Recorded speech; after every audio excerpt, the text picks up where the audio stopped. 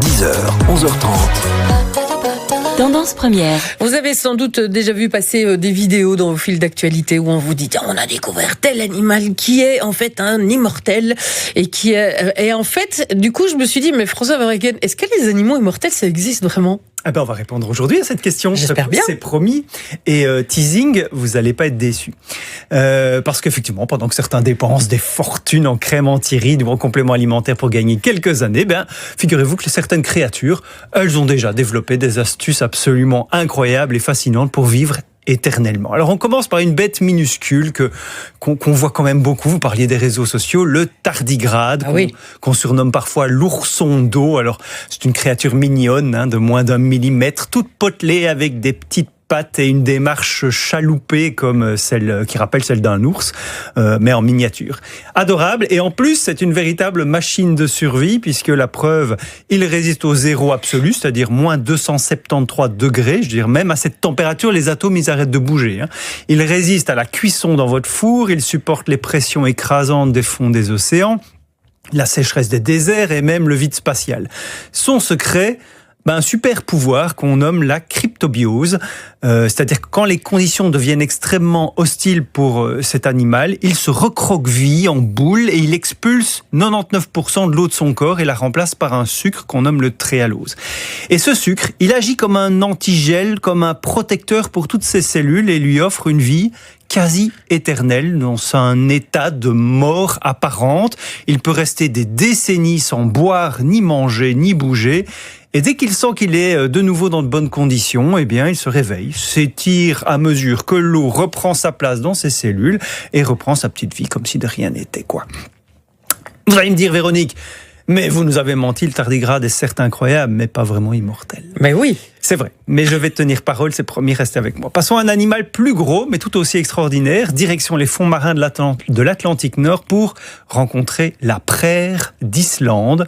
Il s'agit d'un coquillage, cousin de ceux qu'on mange parfois avec un filet de citron, En 2006, des chercheurs ont découvert un spécimen absolument remarquable en comptant les stries, donc ces anneaux de croissance qu'il y a sur sa coquille, un peu comme on compte les cernes d'un arbre. Son âge fut d'abord estimé à 410 ans.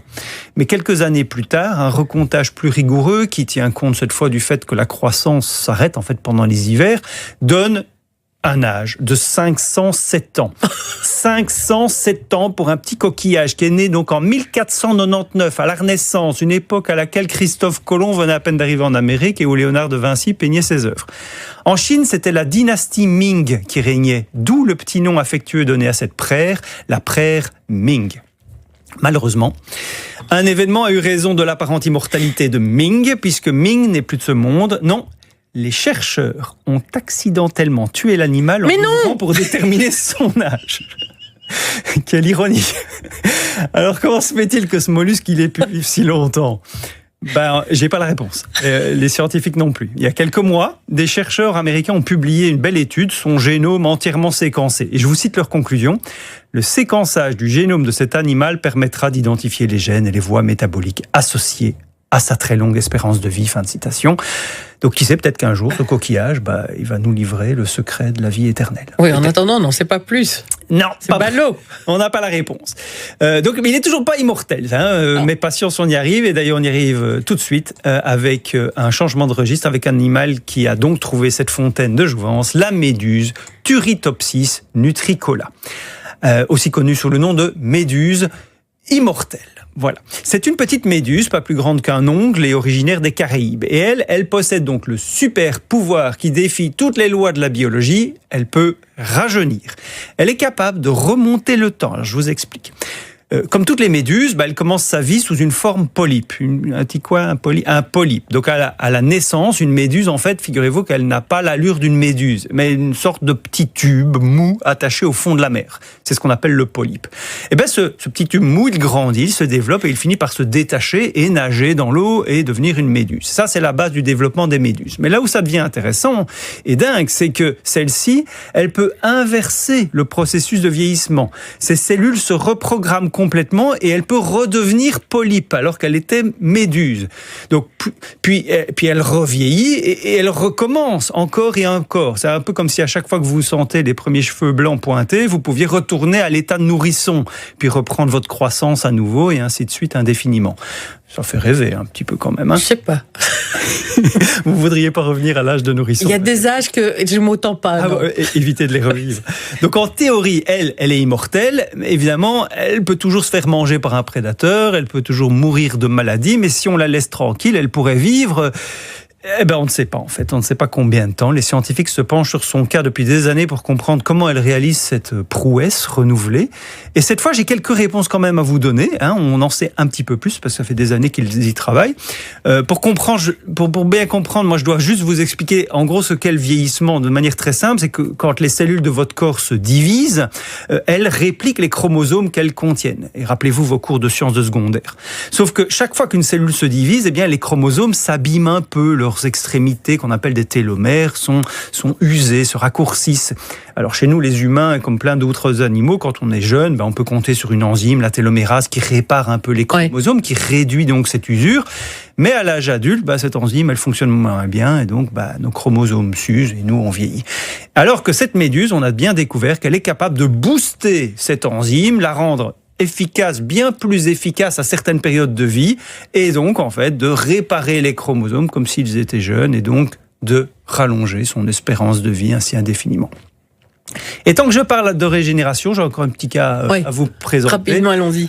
Celui de la planaire. Vous connaissez peut-être la légende qui dit que les vers de terre coupés en deux peuvent se régénérer. Oui. Donc ça, c'est faux. Il y a des cas où ça peut arriver. Mais enfin, c'est vraiment plein de conditions doivent être réunies. Mais la planaire, qui est un ver tout plat et qui vit dans l'eau, avec d'un côté de son corps une tête et des tentacules et de l'autre côté une queue, si vous la coupez en deux, vous pouvez voir chacune des deux parties régénérer la partie manquante. Donc la queue va régénérer de l'eau à une extrémité, une tête et inversement. Et en 1898, il y a un biologiste, Thomas Morgan, celui-là même qui deviendra plus tard le père de la génétique moderne, il a découpé une planaire en 276 morceaux. Résultat, 276 planaires parfaitement fonctionnels, alors que chaque fragment qui était minuscule a pu reconstituer tout cela parce que ces fragments contiennent des cellules souches qu'on appelle des néoblastes, des cellules qui peuvent se rediviser en n'importe quel type de cellules du corps d'une planaire et donc reconstituer les organes digestifs, les muscles, le cerveau, le cœur, alors qu'il n'y a plus du tout normalement ces tissus.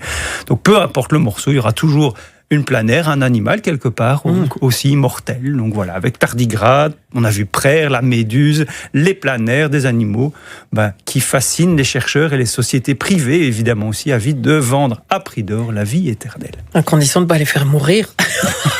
En faisant complètement tomber. Hop, c'est dommage. Et je remarque qu'ils sont tous dans un milieu aqueux. Vous avez raison, on a pris tous des animaux fort aquatiques, c'est vrai, vous avez raison. C'était peut-être pas une bonne idée qu'on sorte de l'eau finalement. J'aurais pu vous parler du rateau-pneu encore une fois, puisque vous êtes habitué. Non, mais oui. Un mammifère avec une espérance de vie de 60 à 70 ans, ce qui est exceptionnel pour un rongeur de cette petite taille, de la taille d'une petite souris.